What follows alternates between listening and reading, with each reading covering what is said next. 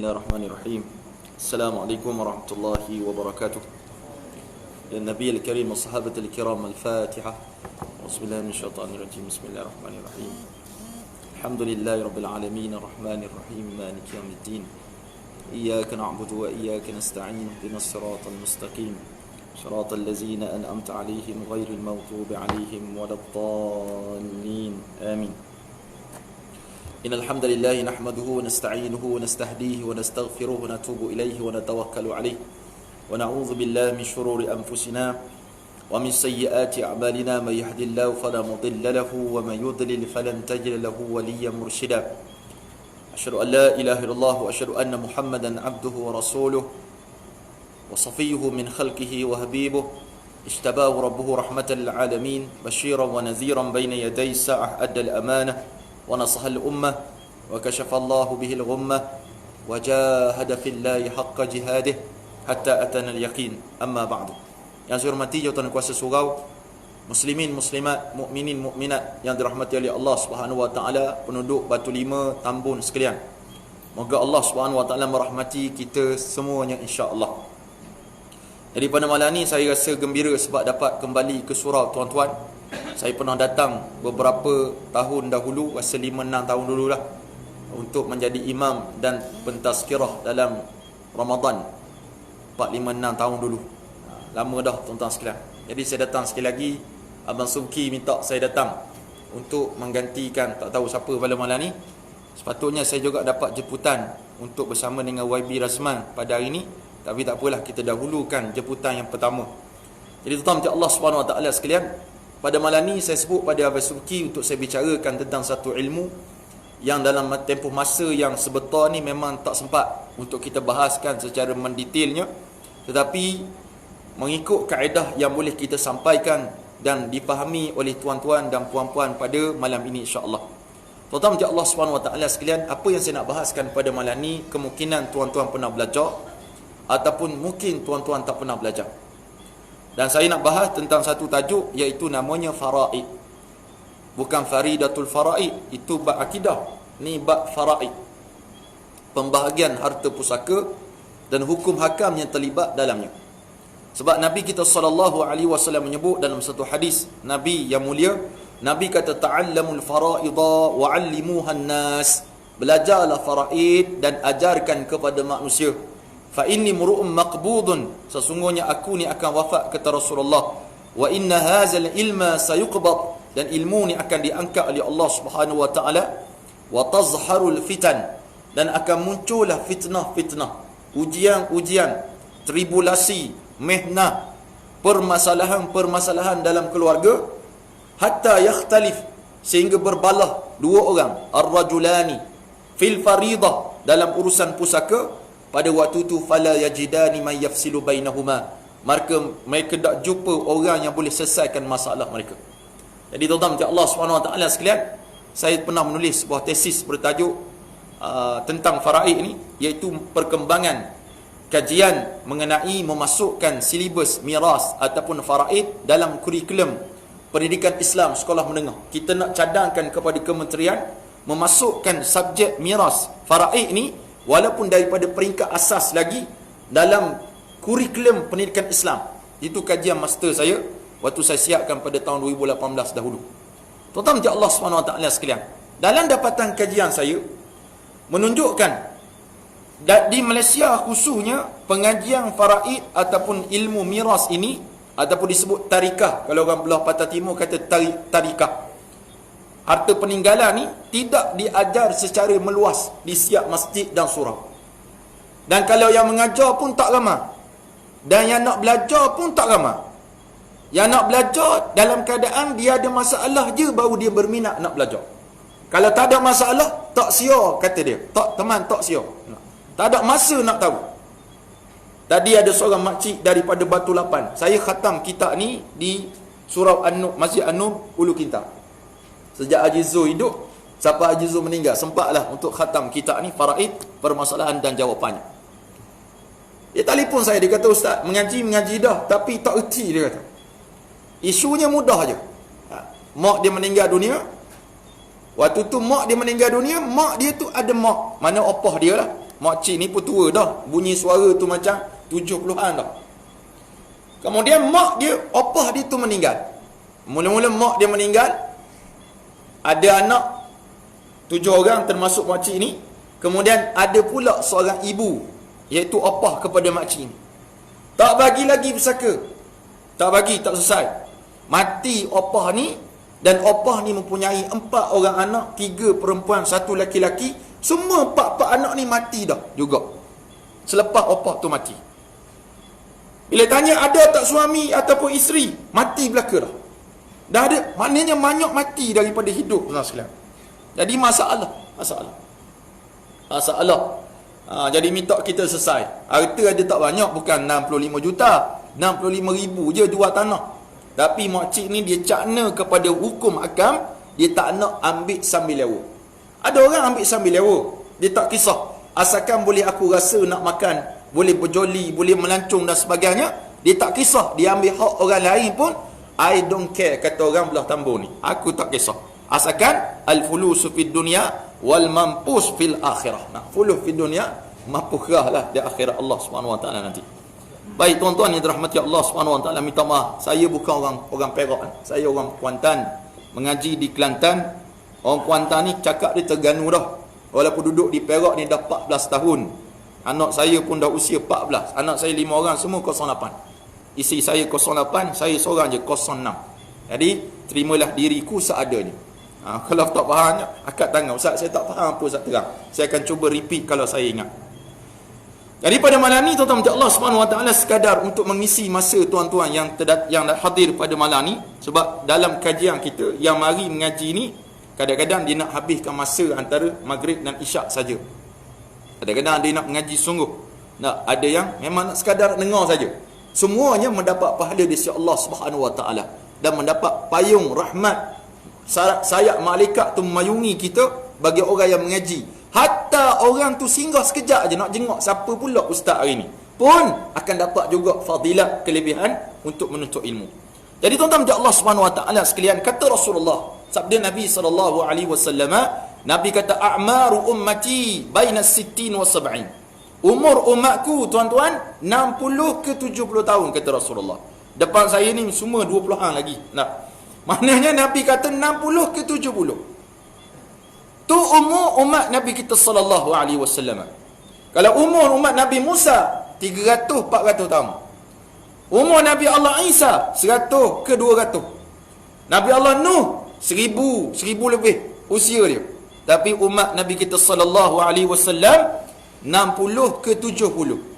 Lebih daripada 70 subsidiyun min Allah. Tambah tanwin. Tambah tanwin kat subsidi. Jadilah subsidi daripada Allah Subhanahu wa taala. Mak saya meninggal usia 45 tahun. Tahun 1998, kegawatan ekonomi. 5/10/98. Ni tak masuk dah. How dia ni? Cukup 22 tahun dia meninggal dunia. Ayah saya meninggal dunia, tuan-tuan, umur 78 tahun. Dapat subsidi 8 tahun daripada Allah Subhanahu wa taala. Tuan-tuan, kita harapkan, kata Rasulullah, sebaik-baik manusia yang panjang usianya, banyak ketaatan kepada Allah. Seburuk-buruk manusia, panjang usianya tapi menjahanamkan agama Allah Subhanahu wa taala. Inilah makhluk perosak dan seburuk-buruk manusia, kata Nabi sallallahu alaihi wasallam. Maka kita kena ingat bila sebut umur umatku 60 ke 70, kita sangkut dengan kata Allah Subhanahu wa taala. Allah berfirman, auzubillahi minasyaitanirrajim. Allah kata kullu nafsin dha'iqatul maut. Setiap yang bernyawa pasti akan rasa mati. Tadi ada seorang penderma tetap di mahat kami atau WhatsApp, dia kata, Ustaz, tolong doakan anak saya meninggal. Muda lagi, sihat, tapi sebab aksiden mati. 10 hari koma, ditidurkan, kemudian takdir Allah meninggal dunia 22 bulan lepas. Hari ni bawa khabar. Sedih, baru ada kekuatan untuk maklum pada orang anak dia telah meninggal dunia. Dan kalau kita rasa dengan makan suplemen, kalau kita rasa dengan senaman tai chi, jogging, pusing, Giant, bekas Giant dulu, sekarang nama apa? TH tu. Kalau kita rasa pusing tu menyehatkan tubuh, betul. Tapi nak menafikan mati, tak boleh. Berapa ramai orang yang jurulatih fitness, kurus kering dia, Memang kemah keming mengajar orang macam ni tuan-tuan, nak kempihkan perut, nak kecilkan peha, mau mati sakit jantung. Tak, sebab tu dalam hadis riwayat Imam Tirmizi, Nabi kata kita dilahir berserta dengan kita ni ada 99 jalan untuk mati. 99 jalan untuk kita mati. Kalau kita boleh elak 98, satu yang tak boleh kita elak, kata Nabi SAW, iaitu namanya tua. Tua ni tak boleh elak. Saya angkat kepiah ni berubah dah, menunjukkan ketuaan saya. Tuan-tuan muda lagi, nak sebutnya tua tak boleh elak. Ayah saya meninggal dunia, dalam surat matinya dia tulis sakit mati. Sakit apa? Sebab apa? Sakit tua. Dia tak kata sakit darah tinggi, kecil mani, kencing orang. Tak ada. Mana? Dah sakit tua. Mati semasa itu. Jadi tuan-tuan macam Allah, bila kita meninggal dunia, kita tinggal apa yang ada atas muka dunia ni, tinggal habis belaka. Harta yang kita ada, yang kita sayang benar-benar, harta ni tinggal. Tu yang Nabi SAW sebut kepada para sahabat. Aku pelik, kata Rasulullah, kepada orang yang sangat, orang Kelantan kata jela ni, suka minat kepada harta orang lain lebih daripada harta dia sendiri. Maka jawab sahabat Rasulullah, ya Rasulullah, kami tak suka harta orang lain, kami suka harta kami sendiri je. Maka jawab Rasulullah, bukan begitu maksud aku. Maksud aku, kata Rasulullah, harta milik kita ni, apa yang kita makan menjadi najis, itu harta kita. Yang kita pakai sampai lusuh, itu harta kita. Yang kita simpan, yang kita tak pakai, itulah harta orang lain, kata Rasulullah. Yang Nabi maksudkan betapa ramainya manusia yang cinta kepada dunia melebihi keingatan dia kepada Allah Subhanahu Wa Taala. Jadi bila kita meninggal dunia, ada 5 perkara yang berkait dengan pengurusan harta pusaka. Nombor 1. Yang pertama, tajhizul mayyit, uruskan jenazah. Urus jenazah tak boleh mandi sendiri. Kalau dia boleh mandi sendiri, orang panggil zombie kampung pisang. Dia mesti diuruskan. Wajib, antara yang menjadikan seorang tu wajib mandi, iaitulah mati, wajib mandi. Keluar darah haid, dah kering, wajib mandi. Dah nifas, dah kering, wajib mandi. Berjima dengan isteri, dah kering, dah selesai, wajib mandi. Bukan tunggu kering. Wajib mandi. Antaranya mati, wajib mandi. Bukan dia mandi sendiri, kita yang hidup memandikan orang yang mati. Alangkah bahagianya tuan-tuan kalau kita dapat yang mandikan jenazah kita ni anak-anak keturunan kita. Kita mati, nak mati tu, anak-anak duduk tepi-tepi kita belaka. Bukan duduk main handset, update status. Tok saya nampak nazak sangat dah ni, pak dia main gambar. Ni zaman sekarang orang nak viral belaka. Tok tengah nazak viral, tok mati viral, tok tengah mandi viral. Follower 2 orang, yang like seorang, majoriti lah tu. Dia kata sikit padang pula update satu baru. Tolonglah Al-Fatihah dalam kurungan dibaca untuk tok saya, untuk ayah saya. Itu tak penting tuan-tuan. Yang penting saat kita sakit, saat kita nazak dan tenat, anak berani duduk dekat kita. Boleh dia talqin, lakinu mautakum la ilaha illallah. Ada orang nak mati di kalangan kamu, sebut la ilaha illallah.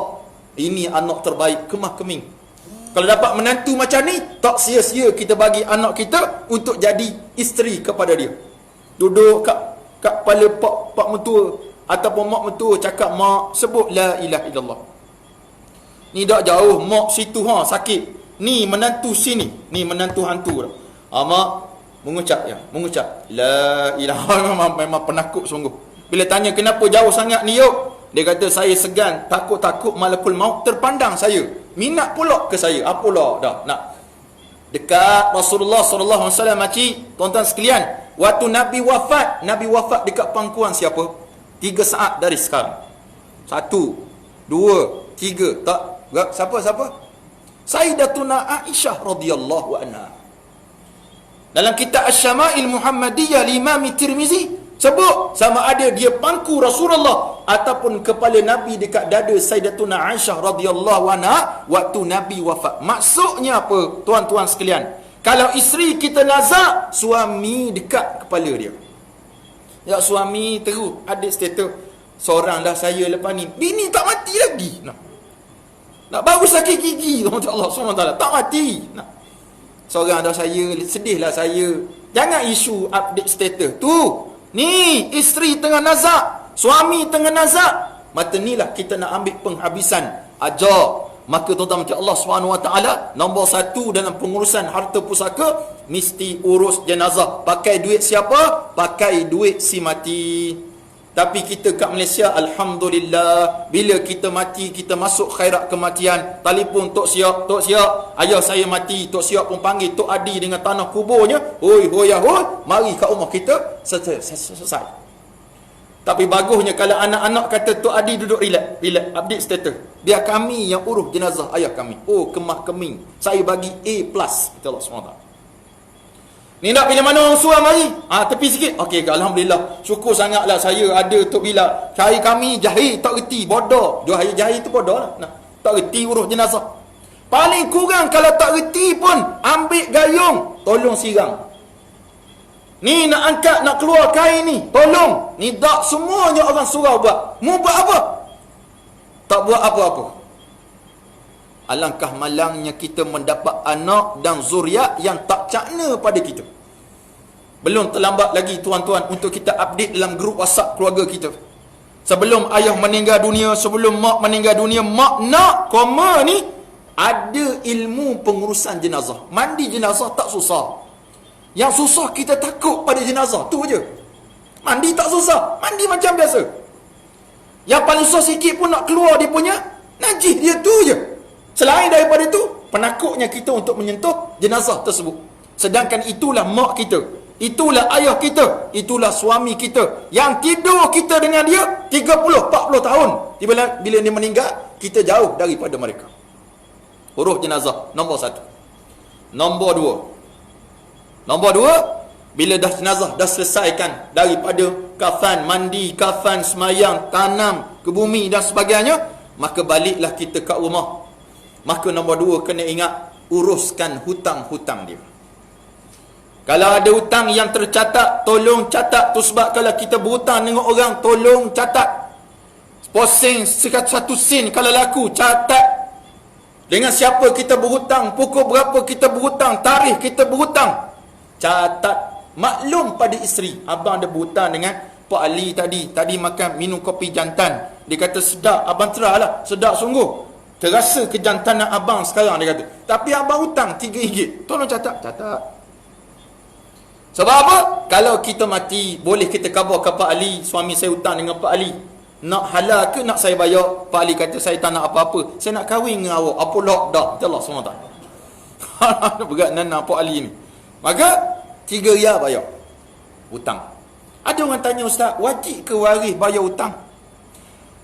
Dari sudut pusaka seseorang, kalau Pak Ali ataupun Pak Mat mati, dia meninggalkan harta dan ada hutang, sila settlekan hutang dia menggunakan harta yang dia tinggalkan. Isunya, Ustaz, tak ada harta, dia wariskan hutang. PTPTN, tekung, tenok, macam-macam ada hutang belaka. Maka wajib tak waris guna duit poket sendiri untuk bayar? Fiqahnya, dari sudut fiqahnya, tak wajib. Dari sudut fiqahnya, tak wajib pakai duit anak-anak untuk bayar hutang bapak dia. Fiqahnya, saya ulang sekali lagi, fiqhnya macam tu. Tapi dari sudut adab kita dengan mak ayah, takkan mu nak biarkan mak kamu dalam kubur, ayah kamu dalam kubur, breakdown, dipukul oleh para malaikat sebab tak bayar hutang. Nabi kata roh seorang mukmin tergantung dalam kubur dia sampai diselesaikan hutang-hutang dia telah buat. Tu sebab hutang ni Allah rakam dalam Al-Quran, dalam surah yang paling panjang, ayat yang paling panjang, satu-satunya ayat yang paling panjang, ayat tentang dain, hutang. Sebab orang kita ni suka berhutang, berat nanang nak bayar. Suka berhutang, janji menanam bibir menanam tebu di pinggir bibir, di tepi bibir ni. Saya dah di bibir mulut. Ya betul tu. Allah, bagus haji ni. Kadang-kadang nak di bibir mulut. Tanah tak apa, awak bayarlah. Bagilah sekejap 1,000 je, tak apa. Awak nak buat modal berniaga, esok awak bayar. Awak kan, saya mula-mula nikah dengan orang Perak, tuan-tuan sekalian. Pak mentua saya orang Langkap, piornya cakap Perak. Saya tengah makan, saya dah makan. Dia kata, awak lapar. Saya kata, saya tak lapar, saya dah pun lepas makan tadi. Yalah, awak lapar. Saya dah makan, saya kata. Dah, awak ni saya. Dah, awak saya maknanya. Berat sungguh. Nantu kau faham, cakap dengan nu. Jadi, nak sebutnya, hutang, bayarlah tuan-tuan.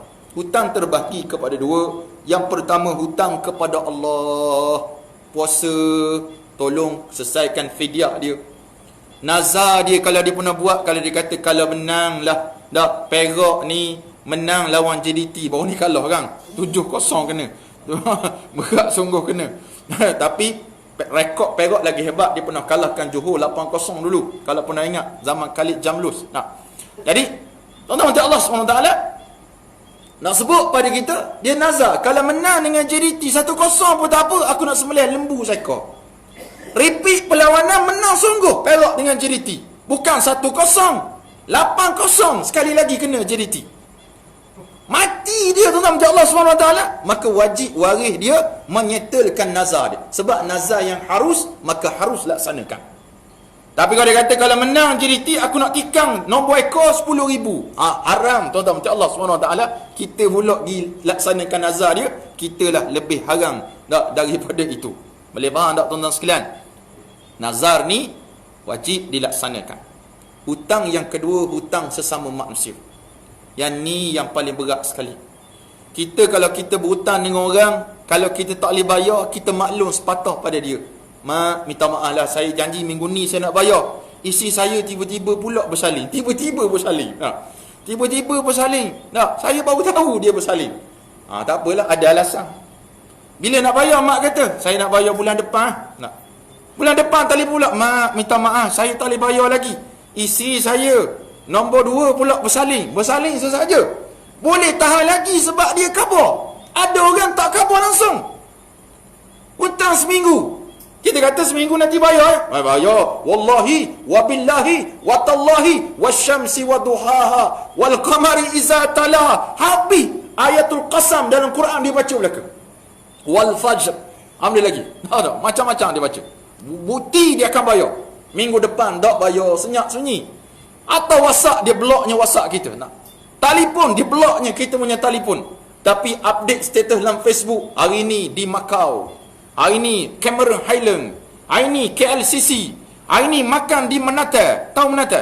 Menata tu, yang makan bapak mahal daging tu. Bukan saya menyumpah tuan-tuan. Menata nama dia. Daging tu. Saya dengar Ustaz Azan cerita baru ni, almarhum Datuk Ismail Kamuh. Dia makan dengan almarhum Datuk Seri Abu Hassan Din. Makan token Menata tu, dia belanja satu daging yang berharga RM30,000.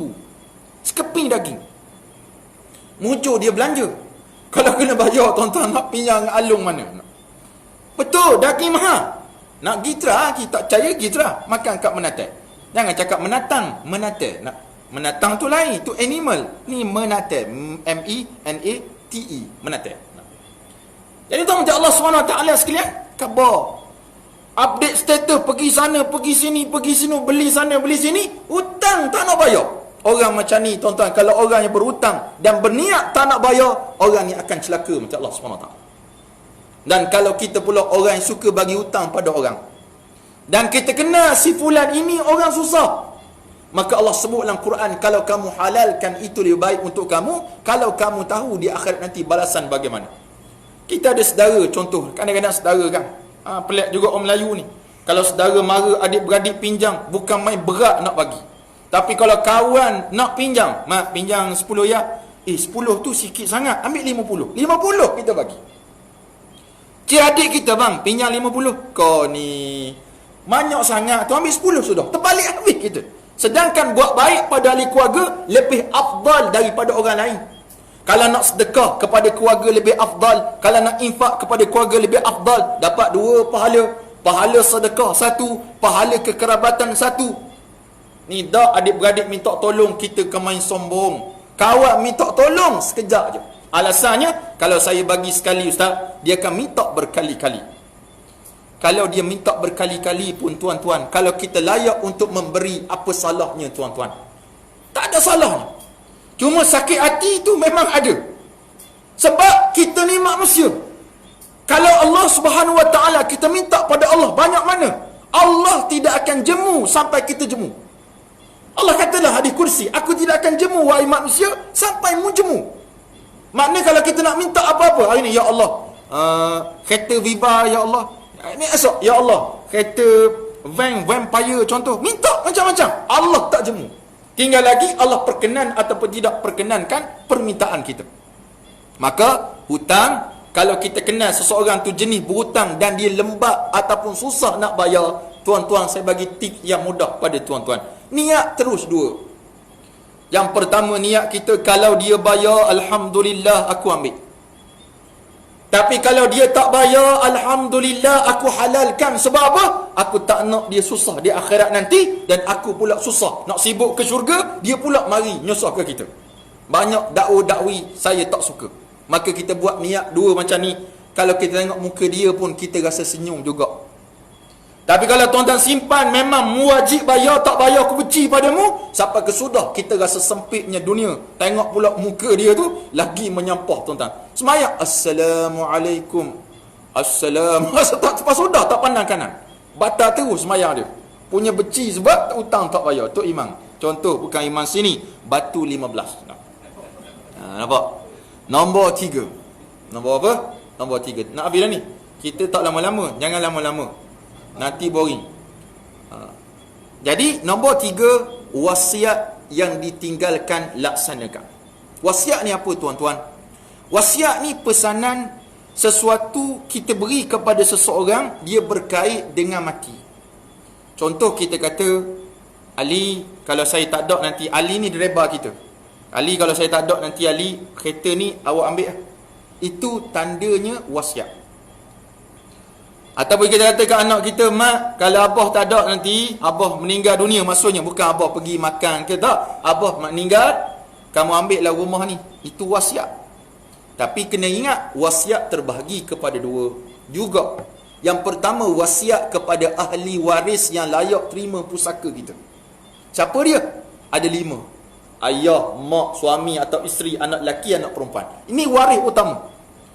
Macam saya bagi contoh tadi, mak, kalau abah mati, kamu ambil rumah ni, itu wasiat kepada waris. Maka kata Rasulullah, la wasiyata li warisin, tidak ada wasiat kepada ahli waris yang layak terima pusaka.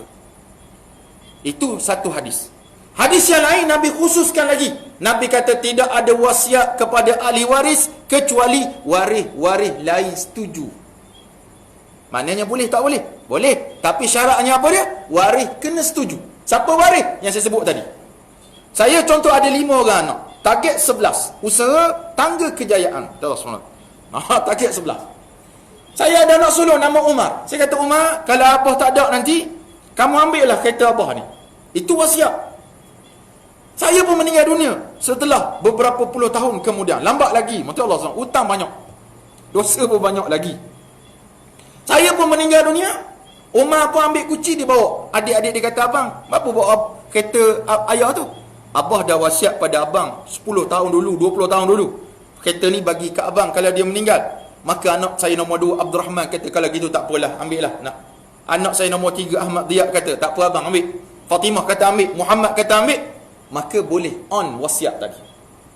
Maknanya persetujuan anak-anak bukan masa kita buat tu. Itu masa kita hidup, tuan-tuan, baru buat wasiat. Setuju tak wasiat ayah anak-anak? Setuju. Cak jari kaki. Cak semua. Cak lagi. Adakah liga dah? Dah lagi, sebab kita tak mati lagi. Kita buatlah comel mana, kita binding ke minit ke dengan Allah SWT. Selagi kita tak mati, wasiat tu nothing. Tak ada apa. Tapi bila kita mati je, dia jadi hukum terus. Hukumnya mana? Boleh tak wasiat kepada ahli waris? Jawapannya boleh. Dengan syarat waris-waris lain setuju. Setuju ni waktu bila? Waktu nak kuat kuasakan wasiat tadi. Dah. Hakim tanya, setuju tak dengan wasiat ayah kalian? Kami setuju ya Arif. Kita ikut apa kata ayah. Maka on terus. Tapi ada seorang kata, saya tak setuju ya Arif. Ayah saya dulu garang. Saya bantah je diterajangnya saya. Kami tak bantah, senyap. Sebab dia ayah dia kawasan. Memang tak berani nak lawan. Jadi waktu tu dia boleh bantah dan ada hak untuk membantah Dan tidak boleh adik-beradik lain kata kamu ni degakir betul kamu, tak boleh. Sebab apa? Hak dia untuk setuju ataupun tidak setuju. Sebab bila kita meninggal dunia, kita tak ada apa dah. Harta tu memang milik waris kita. Maka terpulang pada mereka nak ikut kaedah yang mana.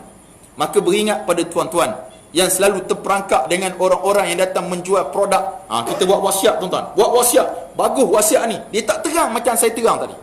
Iaitu waris boleh bantah satu masa nanti. Dia tak terang itu. Sebab nak dapat 250 komisen sekali tuan-tuan sign untuk masuk dia punya produk. Saya tak sebut mana-mana lah. Moga mengertilah orang yang mendengar tu. Yang kedua, wasiat kepada bukan waris. Ni yang kita tekankan pada malam ni. Ini yang penting. Siapa dia bukan waris? Yang tak layak terima pusaka kita. Sama ada dia waris yang tak layak, ada juga waris tak layak. Contoh, mat mati. Mat lagi, minta maaf Pak Cik Mat kalau ada nama mat sini. Nama mat, mat maksudnya mati. Mat mialik tak mati. Mat mati tahun 2020. Malaysia maju. Dia ada 2 anak nama Siti Kasim. Kenal Siti Kasim tuan-tuan? Tak kenal kau, bukan warga negara Malaysia. Siti Kasim. Siti ni ada anak seorang nama Nelofa. Kenal Nelofa? Tak kenal? Bagus makcik, bagus. Tak payah kenal lah, hati-hati pun tak apa. Saya kenal tak apa. Nelofa seorang, Fatah Amin seorang. 2 orang anak dia. Anak Siti. Kasim ada anak namanya Fazura. Satu lagi Aida Jebak binti Kasim. Bila mak ni mati, anak-anak dia Siti Kasim ni mati dulu pada dia. Siti mati tahun 1999, Kasim mati tahun 2019. Maknanya waktu mak ni mati, dia ada 4 orang cucu, betul? 4 orang cucu. Cucu mana yang dapat, cucu mana yang tak dapat? Cucu anak kepada Siti langsung tak dapat pusaka mak. Sebab dia waris, tapi waris yang tidak ada autoriti untuk menerima pusaka. Tapi anak-anak Kasim akan dapat, cucu mak juga. Maka kita bagi seorang atuk, kita sebagai seorang opah, tahu anak-anak cucu kita, cuculah yang mana tak akan dapat. Maka tuan-tuan buatlah wasiat untuk dia. Maksimum wasiat 1/3. Maksimum wasiat 1/3. Nak bagi lebih, mesti mendapat keizinan daripada waris-waris juga, seperti mana syarat sebelum ini. Itu wasiat. Yang keempat, tuan-tuan macam Allah Subhanahu Wa Taala, ni ringkas ya, kalau syarah ini mungkin makan masa. Iaitulah tuntutan harta sepencarian. Singkatannya HS, harta sepencarian. Apa makna harta sepencarian? Harta yang kita dapat dalam tempoh kita berkahwin dengan pasangan.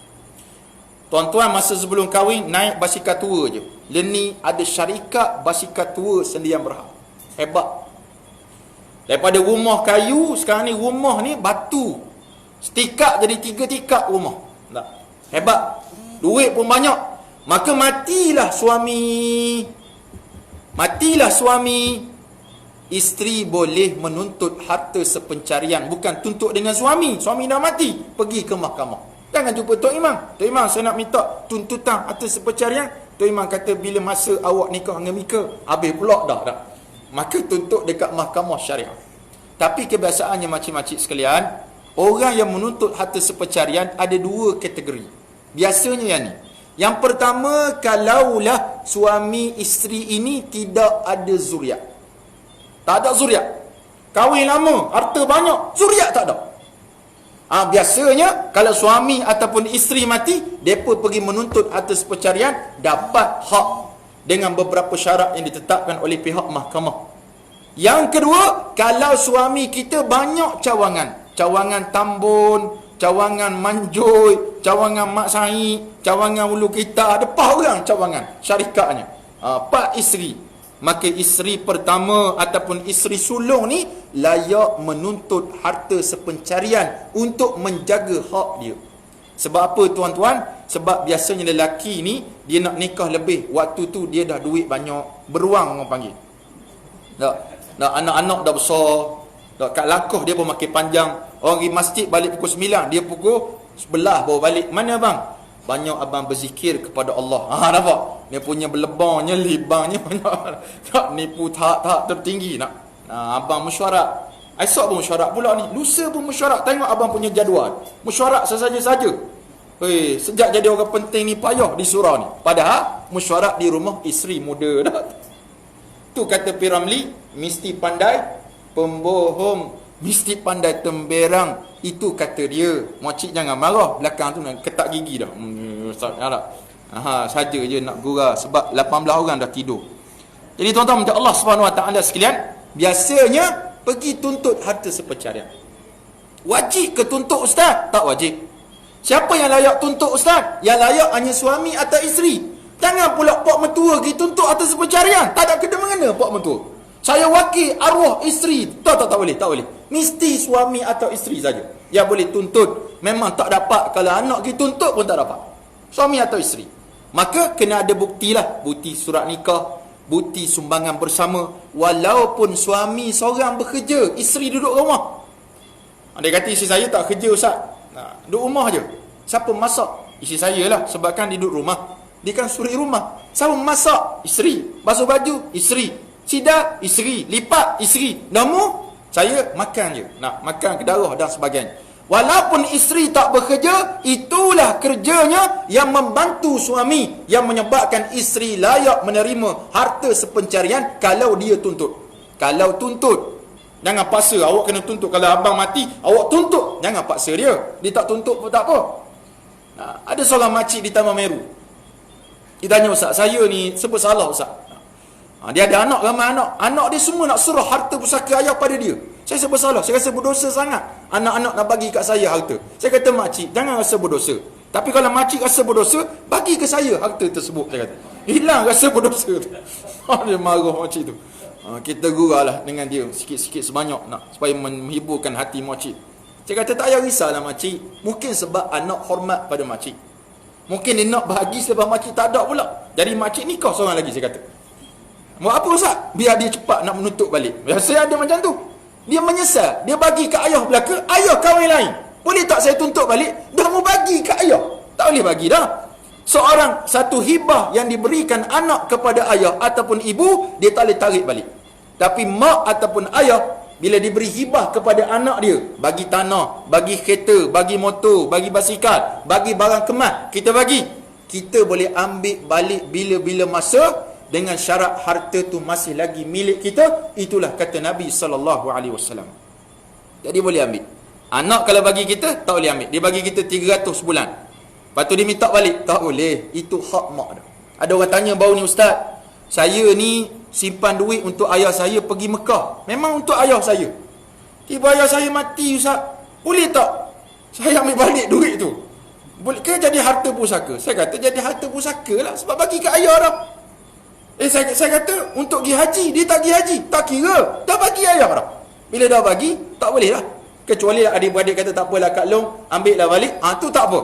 Tapi selagi mana adik-beradik kata tak boleh, kami pun nak rasa juga duit Kak Long, maka jadilah harta tu harta pusaka, tuan-tuan Allah Subhanahu Wa Taala.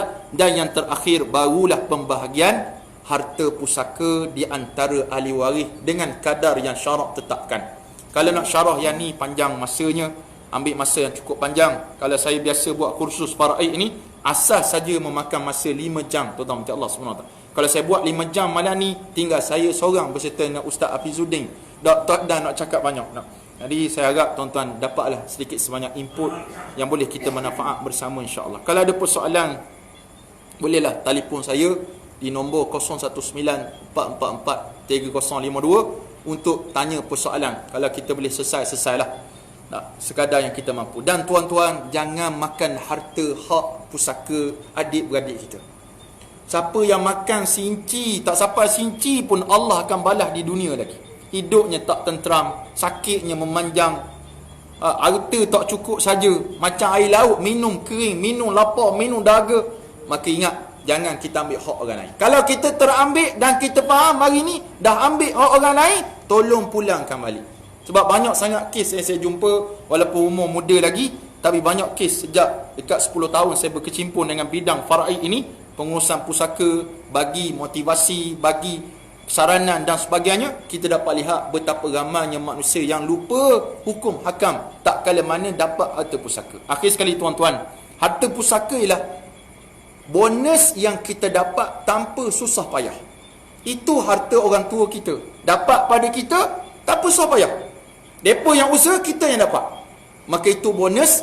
Maka janganlah pelhak sangat kepada bonus tersebut. Ingatlah bahawa hidup ni kita pun akan jadi macam tu juga. What you give, you get back, kata orang kampung sini nak. Apa yang kamu bagi, kamu akan dapat balik. Hidup macam roda. Macam roda. Sekejap kita di atas, sekejap kita di bawah. Nasihat betul-betul, saranan betul-betul kepada anak-anak kita agar tidak berbalah waktu kita tak ada satu masa nanti. Dan moga-moga Allah bagi manfaat kepada kita, insya-Allah. Jadi akhir sekali, tuan-tuan, Allah Subhanahu Wa Taala sekalian,